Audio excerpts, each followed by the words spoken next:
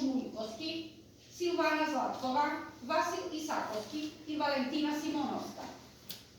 Виновни се за действијата опишани во обвинението, чија што содржина беше погоре прочитана.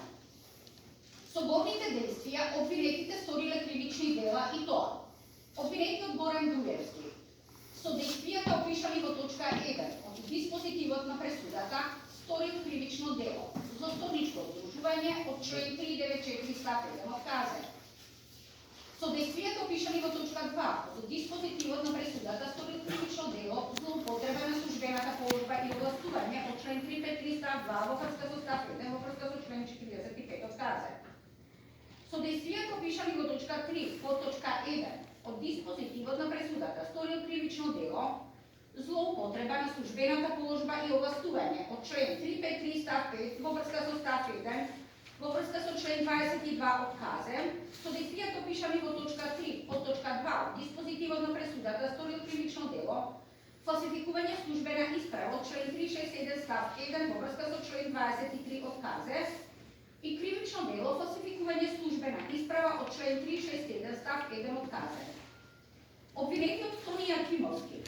со действијата опишани во точка 3 под точка 1 од диспозитивот на пресудата